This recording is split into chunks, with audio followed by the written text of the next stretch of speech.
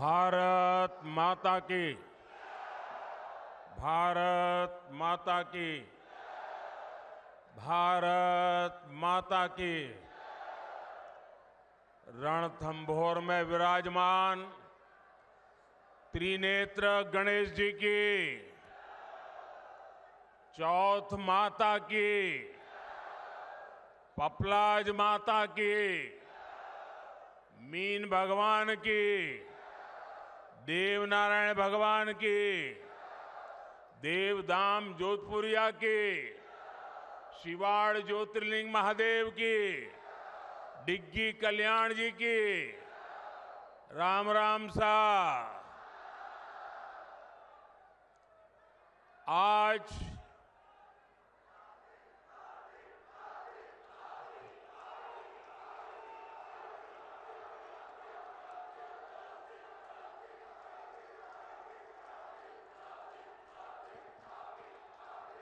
अभी से इतना जोर दिखाओगे तो मेरा भाषण पूरा होता होता थक जाओगे।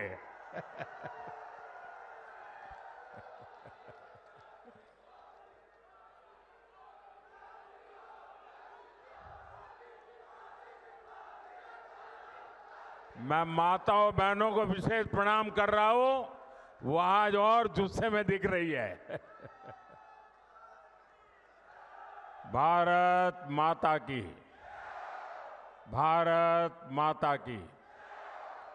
भैया, आपका प्यार, आपके आशीर्वाद, आपके उत्साह, सब कुछ मुझे पहुंच गया।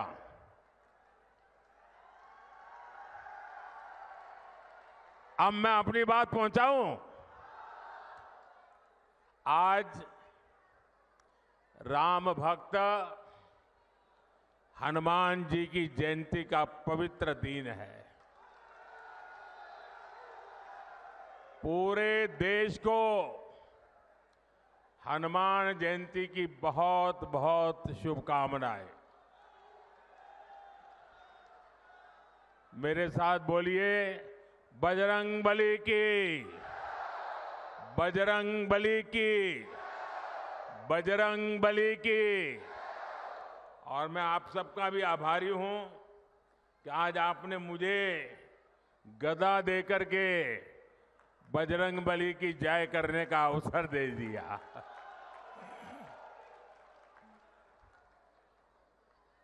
महावीर, वीरों के वीर बजरंग बली की जयंती पर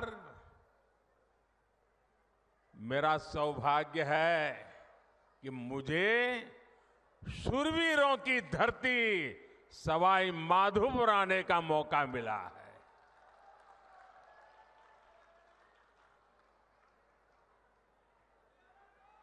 चुनाव के दिन है।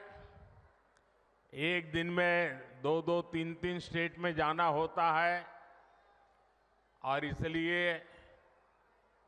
सभा के समय से भी पहले यहां सभा का समय मैंने दे दिया था और मैं देख रहा हूं वहां से हुजूम का हुजूम अभी आ ही रहा है। पूरा जुलूस वहां से आ रहा है।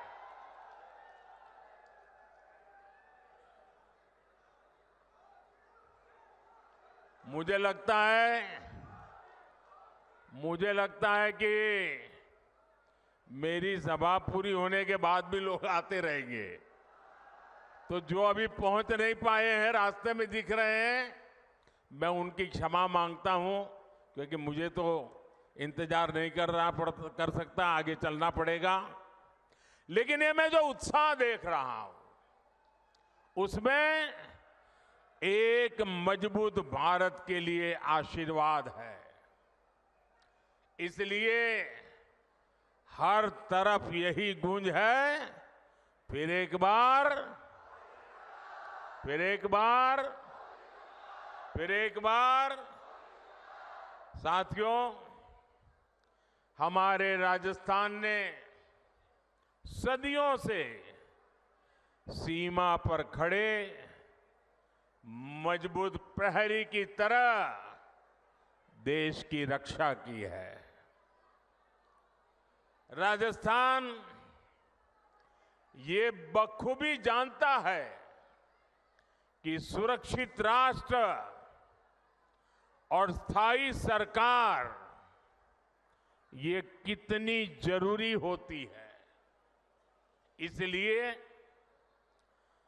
चाहे 2014 हो या 2019 हो, राजस्थान ने एकजुट होकर देश में भाजपा की ताकतवर सरकार बनाने के लिए अपना आशीर्वाद दिया था।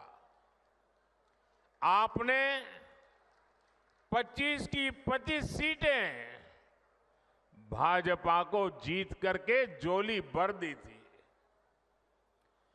एकजुटता ही, एकता ही राजस्थान की सबसे बड़ी पूंजी है। याद रखिएगा, जब जब हम बंटे हैं तब तब देश के दुश्मनों ने फायदा उठाया है। अब भी राजस्थान को बांटने की, यहां के लोगों को बांटने की पूरी कोशिशें हो रही हैं।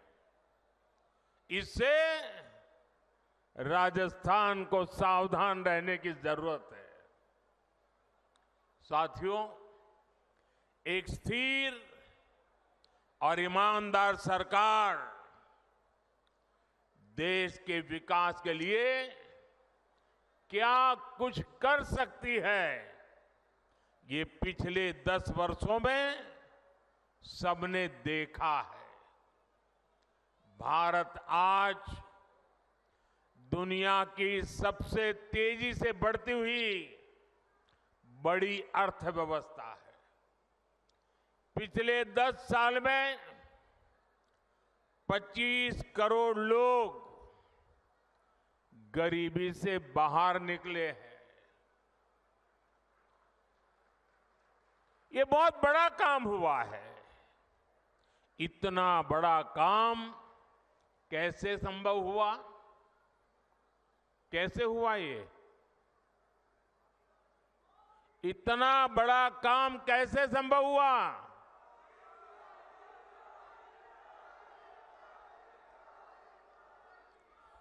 देश को सबसे मजबूत स्थिति में किसने पहुंचाया? किसने पहुंचाया? माताएं बहनें बताएं, किसने पहुंचाया? ये आपकी उदारता है, आपका प्रेम है, आपके आशीर्वाद है कि आप सारी क्रेडिट मोदी को दे रहे हैं। लेकिन सच्चाई ये है कि ये जो कुछ भी हुआ है ना, वो आपके एक वोट की ताकत के कारण हुआ है, आपके कारण हुआ है। जो 25 करोड़ लोग गरीबी से बाहर निकले हैं ना, वो जो पुण्य है, उस पुण्य के हकदार आप हैं। जिस गरीब को पक्का घर मिला है, उसका जो पुण्य है, उस पुण्य के हकदार आप हैं। जिस गरीब को मुफ्त राशन मिला है, जिस गरीब का चूल्हा जलता रहा है, उसके कारण जो पुण्य मिला है, वो पुण्य के हकदार आप हैं, आपका वोट है। साथियों, 2014 में आपने मोदी को दिल्ली में सेवा का अवसर दिया, तो देश ने वो फैसले लिए जिसकी किसी ने कल्पना भी नहीं की थी। लेकिन आप सोचिए,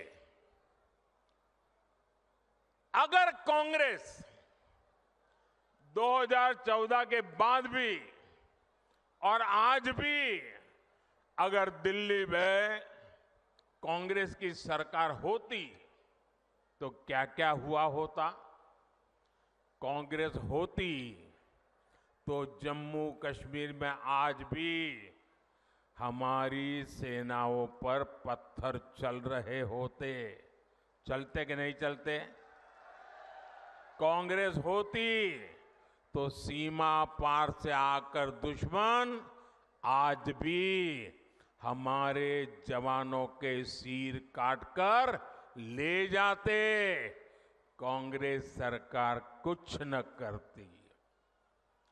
कांग्रेस होती तो ना हमारे फौजियों को 1 रैंक 1 पेंशन लागू होती और ना ही हमारे पूर्व सैनिकों को 1 लाख करोड़ रुपया मिलते। कांग्रेस होती तो देश में आए दिन देश के कोने कोने में सीरियल ब्लास्ट, बम धमाके होते ही रहते, निर्दोष लोग मरते ही रहते।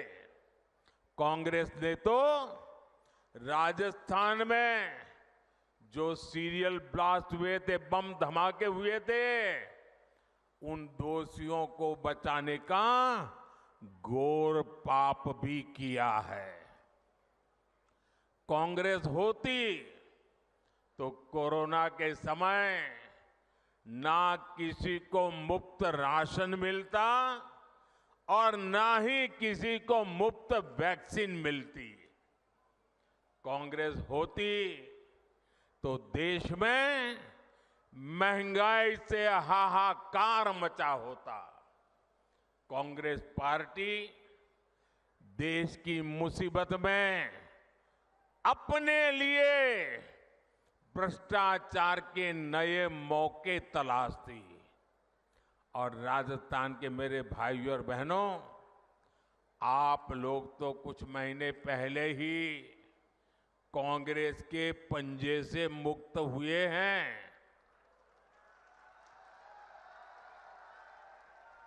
कांग्रेस पार्टी ने सत्ता में रहते हुए जो जख्म दिए वो राजस्थान के लोग कभी भी भूल नहीं सकते।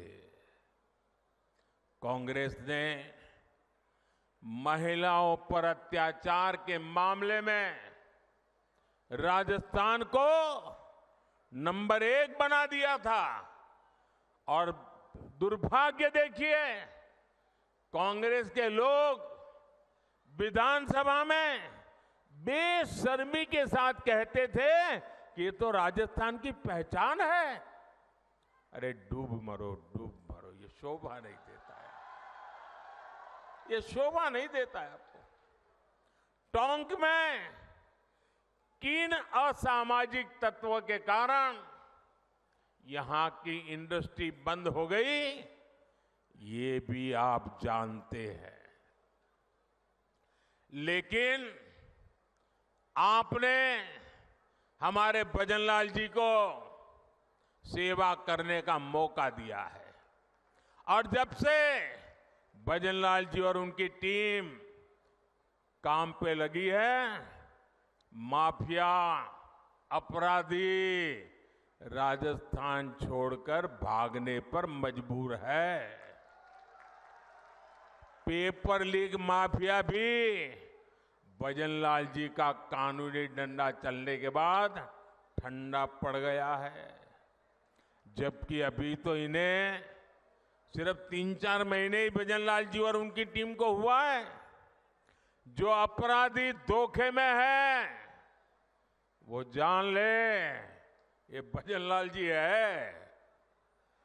अभी तो भजनलाल सरकार की गाड़ी चलनी शुरू हुई है, अभी तो टॉप गियर में आना बाकी है।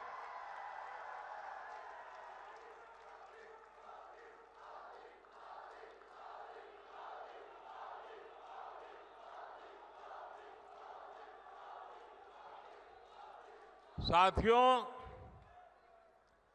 आज हनुमान जयंती पर आपसे बात करते हुए मुझे कुछ दिन पहले की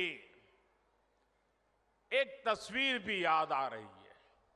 हो सकता है आप में से बहुतों तक ये खबर नहीं पहुंची होगी। मीडिया का काम था ये बात पहुंचाए, लेकिन नहीं पहुंचाई होगी। वो तस्वीर है कांग्रेस के शासन वाले कर्नाटका की।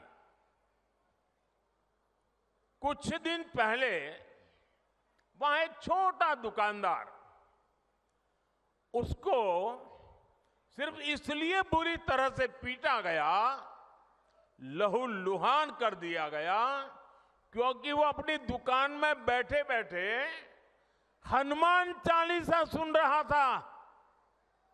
ये कांग्रेस की कर्नाटका की सरकार का काम देखिए। अपनी छोटी सी दुकान में एक गरीब आदमी भक्ति भाव से प्रभु हनुमान जी का स्मरण करते हुए हनुमान चालीसा सुन रहा था, उसको लहूलुहान कर दिया गया। आप कल्पना कर सकते हैं, कांग्रेस के राज में हनुमान चालीसा सुनना भी गुनाह हो जाता है। कांग्रेस के राज में अपनी आस्था का पालन करना भी मुश्किल हो जाता है, और राजस्थान तो खुद इसका भुक्तभोगी रहा है।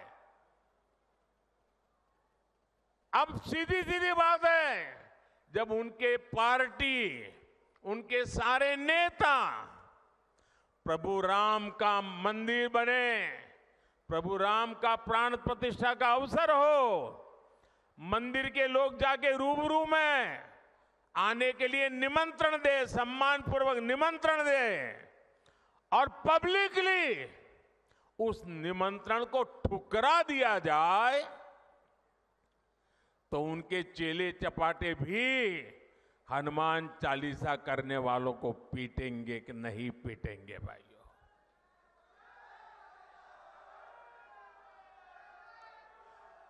कुछ दिन पहले ही रामनवमी बीती है।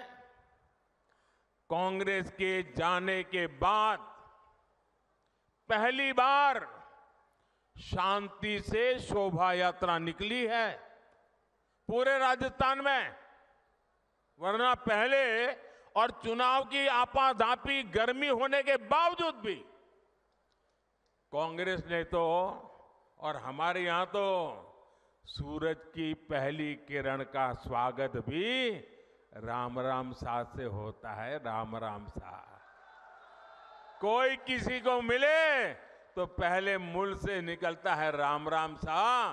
कांग्रेस ने तो राम राम सा कहने वाले राजस्थान में राम नवमी पर प्रतिबंध लगा दिया था।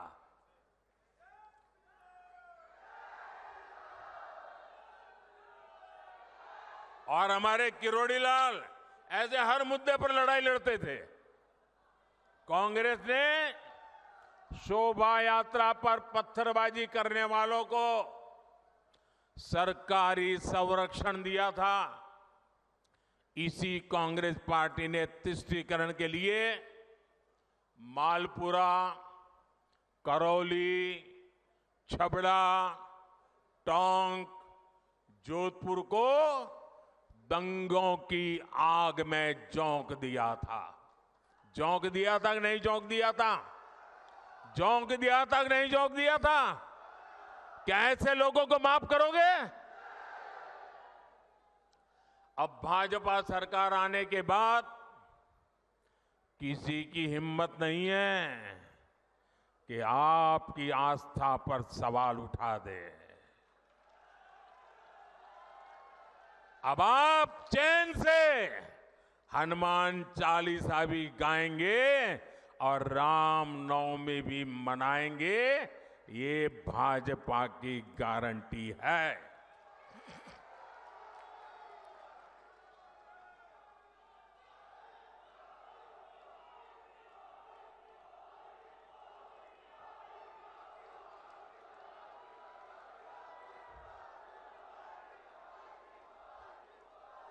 साथियों, अभी परसों जब मैं राजस्थान आया था तो मेरा एक 1.5 मिनट का भाषण, 90 सेकंड का भाषण, और मैंने कुछ सत्य देश के सामने रखा, और पूरी कांग्रेस और इंडी गठबंधन में ऐसी भगदड़ मची है, ऐसी भगदड़ मची है। मैंने सत्य रखा देश के सामने।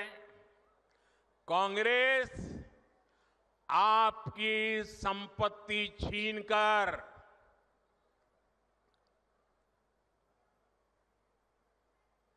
उनके खास लोगों को बांटने की गहरी साजिश रचकर बैठी है।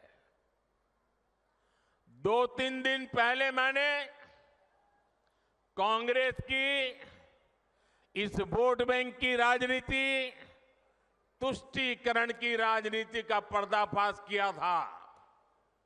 इससे कांग्रेस और उसको सिस्टम में उनको इतनी मिर्ची लगी है, इतनी मिर्ची लगी है कि वो हर तरफ गालियां देने में टूट पड़े। जो आए वो मोदी को गाली दे रहा है। मैं कांग्रेस से जानना चाहता हूं, आखिर कांग्रेस सच्चाई से इतना डरती क्यों है? कांग्रेस क्यों अपने नीतियों को ऐसे छिपाने में लगी है?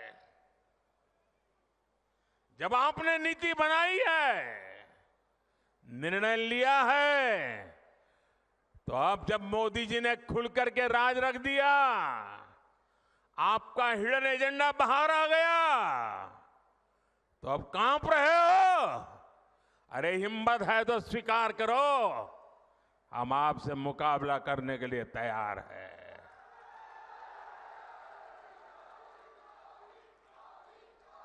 मैं ये बात देश को साफ साफ बताना चाहता हूं कि कांग्रेस वोट बैंक पॉलिटिक्स के दलदल में इतना धंसी हुई है कि उसे बाबा साहब के संविधान की भी परवाह नहीं है। और आपको पता होगा, उन्होंने मैनिफेस्टो में तो लिखा है कि आपकी संपत्ति का सर्वे करेंगे। हमारी माताओं बहनों के पास जो स्त्री धन होता है, जो मंगलसूत्र होता है, उसका सर्वे करेंगे। और फिर उनके एक नेता ने तो भाषण में कहा, एक्सरे किया जाएगा, एक्सरे किया जाएगा। मतलब आपके घर में अगर बाजरे के अंदर डिब्बे में भी कुछ रखा है तो वो भी एक्सरे करके खोजा जाएगा। दीवार में कहीं रखा है तो उसको भी एक्सरे करके खोजा जाएगा। पूरा एक्सरे करने वाले की घोषणा की है और उनके नेता ने पब्लिकली कहा है। और फिर आपकी सारी संपत्ति, जरूरत से ज्यादा जो भी होगा वो उनका कब्जा करेगी उनकी सरकार, कहते हैं, और फिर लोगों को बांट देंगे। अगर आपके पास 2 घर है, यहां गांव में घर है, और बच्चों के लिए आपने जयपुर जोधपुर में अगर एक छोटा फ्लैट ले लिया है, तो एक्सरे करेंगे कि भाई 2 घर है, एक वापस दो, सरकार को दे दो। बताइए, आपको मंजूर है क्या? ये मंजूर है क्या? क्या स्त्री धन पर हाथ लगा सकते हैं क्या? क्या मंगलसूत्र पर हाथ लगा सकते हैं क्या? ये पंजे की ये ताकत, भाइयों बहनों, राजस्थान में से एक भी पंजा बचना नहीं चाहिए भाइयों। अब देखिए, कांग्रेस पार्टी ने संविधान के साथ, बाबा साहब आंबेडकर के दिए हुए संविधान के साथ किस प्रकार से खिलवाड़ करने की कोशिश की। इस देश की में जब संविधान बना तब धर्म के आधार पर आरक्षण का घोर विरोध हुआ था, ताकि हमारे एससी, एसटी, ओबीसी समुदाय को सुरक्षा मिलती रहे। लेकिन उन्होंने, मनमोहन सिंह जी ने भाषण किया था और उस सभा में मैं मौजूद था मुख्यमंत्री के नाते, मुस्लिमों का देश के संसाधनों पर पहला हक है, ये मनमोहन जी का बयान है। और ये संयोग नहीं था और ये अकेला बयान नहीं था। कांग्रेस पार्टी की सोच हमेशा से तुष्टीकरण की रही है, वोट बैंक की राजनीति की रही है। 2004 में जैसे ही कांग्रेस की केंद्र में सरकार बनी, उसके सबसे पहले किए गए कामों में था, सबसे पहला काम था चुनाव जीतने के बाद आंध्र प्रदेश में एससी, एसटी के रिजर्वेशन में से कमी करके मुसलमानों को रिजर्वेशन देने का प्रयास।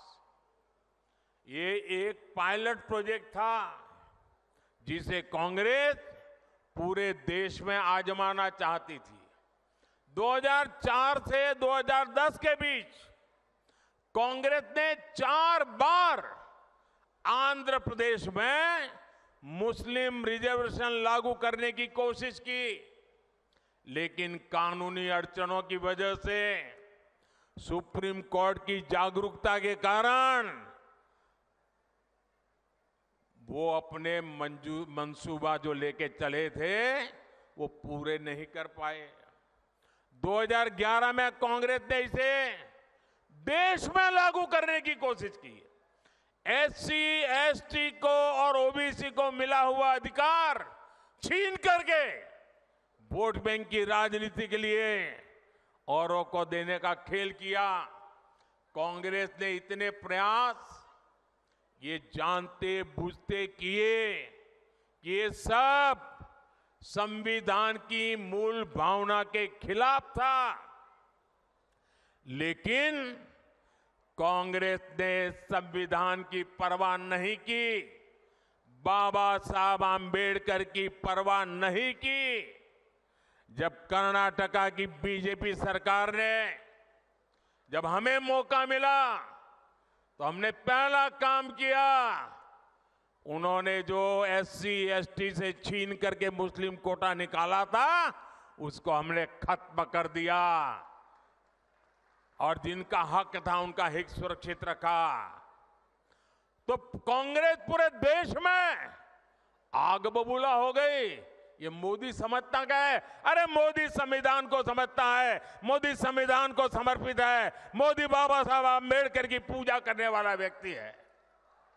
साथियों, सच्चाई ये है कि कांग्रेस और इंडिया अलायंस जब सत्ता में था तो ये लोग दलितों, पिछड़ों के आरक्षण में सेंधमारी करके वोट बैंक पॉलिटिक्स के लिए उनकी खास जमात को अलग से आरक्षण देना चाहते थे, जबकि संविधान इसके बिल्कुल खिलाफ है। आरक्षण का जो हक बाबा साहब ने दलित, पिछड़ों और आदिवासियों को दिया, कांग्रेस और इंडिया अलायंस वाले उसे मजहब के आधार पर मुसलमानों को देना चाहते थे। मैं कांग्रेस को पूछना चाहता हूं, क्या कांग्रेस ऐलान करेगी कि संविधान में दलितों, पिछड़ों के आरक्षण को, आदिवासियों के आरक्षण को कम करके वो इसे मुसलमानों को नहीं बांटेंगे? जरा वह देश की जनता को वादा करो। कांग्रेसी जहां भी आए, आपको मोहल्ले में आ जाए, आपके घर में मिलने आ जाए, जरा खड़े रख करके पूछो, कर्नाटका, आंध्र जैसे राज्यों में इन्होंने आरक्षण को मजहब के आधार पर बांटने का खेल क्यों शुरू किया था? साथियों, कांग्रेस की इन साजिशों के बीच मोदी आज आपको खुले मन से गारंटी दे रहा है। दलितों, पिछड़ों और आदिवासियों का आरक्षण न खत्म होगा, ये मोदी की गारंटी है। आरक्षण न खत्म होगा और न ही उसे धर्म के नाम पर बांटने दिया जाएगा, ये मोदी की गारंटी है। 2020 में आरक्षण की संवैधानिक समय सीमा खत्म हो रही थी और उस समय आपने मोदी को सेवा के लिए बिठाया हुआ था। ये मोदी है जिसने दलितों, आदिवासियों का आरक्षण और 10 साल के लिए बढ़ा दिया था। साथियों, कांग्रेस कभी भी विकास के मुद्दे पर चुनाव नहीं लड़ती। कांग्रेस पार्टी ने इतने दशकों तक आपको पीने के साफ पानी जैसी जरूरत तक से वंचित रखा। बीजेपी सरकार ने हर घर जल पहुंचाने के लिए जल जीवन मिशन शुरू किया, लेकिन राजस्थान में कांग्रेस सरकार ने उसमें भी हजारों करोड़ रुपए का भ्रष्टाचार कर दिया। कांग्रेस ने राजस्थान के लिए सबसे जरूरी ERCP प्रोजेक्ट को भी पास नहीं होने दिया। ये भाजपा सरकार ने, हमारे भजनलाल जी की मेहनत ने 3 महीने के अंदर ही ERCP परियोजना को पास कर दिया। ERCP का बहुत बड़ा लाभ टोंक, सवाई माधोपुर को मिलने वाला है।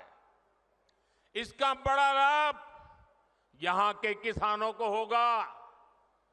यहां सवाई माधोपुर, टोंक जिले में PM किसान सम्मान निधि के करीब 1100 करोड़ रुपए सीधे ट्रांसफर किए गए हैं। राजस्थान में गेहूं का समर्थन मूल्य भी बढ़ाया गया है। साथियों, कांग्रेस को आधुनिक इंफ्रास्ट्रक्चर के निर्माण से भी एलर्जी है। ये बीजेपी है आज पूरे देश में आधुनिक इंफ्रास्ट्रक्चर बना रही है। देश का सबसे बड़ा दिल्ली मुंबई एक्सप्रेसवे सवाई माधोपुर से होकर के गुजर रहा है। सरकार ने जयपुर सवाई माधोपुर रेलवे लाइन के दोहरीकरण की मंजूरी भी दे दी है। हमने दौसा गंगापुर सिटी से जुड़ी हुई रेलवे लाइन का दशकों से लंबित काम भी पूरा किया। इस क्षेत्र में इलाज की बेहतर सुविधाओं के लिए एक मेडिकल कॉलेज भी बनाकर तैयार हो रहा है। साथियों, 24 के 20 चुनाव में राजस्थान में ये मेरी आखिरी सभा है। अब 26 अप्रैल को अगले चरण का मतदान है। बीते दिनों मुझे राजस्थान के अलग अलग क्षेत्रों में जाने का मौका मिला है। अब कल शाम को तो शायद आपका प्रचार अभियान भी पूरा हो जाएगा। ये मेरी आखिरी सभा है। राजस्थान के मध्य सभी क्षेत्रों के लिए मैं उनके आशीर्वाद की कामना करता हूं, अधिकतम मतदान की कामना करता हूं। शादी ब्याह के दिन है, गर्मी भी बहुत है और ऐसे में हम राष्ट्र कर्तव्य न भूलें, लोकतंत्र के हमारे दायित्व को न भूलें, अधिकतम वोट करें, ये मेरा आग्रह रहेगा। आपने मुझे राजस्थान की यात्रा में मैंने देखा है, भरपूर आशीर्वाद दिया है। ये आपका ये आशीर्वाद मेरी पूंजी है। आपके सपने मेरे अपने हैं। विकसित भारत के सपने को पूरा करने के लिए मेरा भी हर पल, हर क्षण देश के लिए है। इसलिए 24/7 मैं 2047 के लिए काम कर रहा हूं। और बीते 10 वर्षों में जो काम हुआ है वो तो एक केवल ट्रेलर है। अगले 5 वर्षों में हमें देश को, राजस्थान को बहुत आगे लेकर जाना है। मेरा अनुरोध है, आप रिकॉर्ड संख्या में कमल के आगे का बटन दबाकर भाई सुखबीर सिंह जौनपुरिया समेत सभी बीजेपी उम्मीदवारों को संसद में भेजें।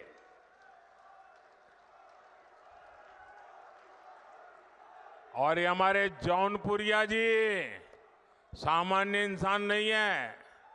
मैं पार्लियामेंट में उनको कहता रहता था कि ये जौनपुरिया नहीं, ये तो जानपुरिया है। ये जान भर देते हैं, जहां भी पहुंचते हैं जान भर देते हैं। ऐसे हमारे जौनपुरिया जी को, और आपका एक एक वोट सीधा मोदी को जाने वाला है। और मोदी आपके पास वोट मांगने आया है। आपको एक और काम करना है, करोगे? करोगे? घर घर जाकर कहना, मोदी जी आए थे, हर परिवार के लोगों को मोदी जी ने प्रणाम भेजा है, मेरा प्रणाम पहुंचा दोगे? मेरे साथ बोलिए, भारत माता की, भारत माता की। जो लोग अभी भी आ रहे हैं, मैं पहले से उनकी क्षमा मांगता हूं।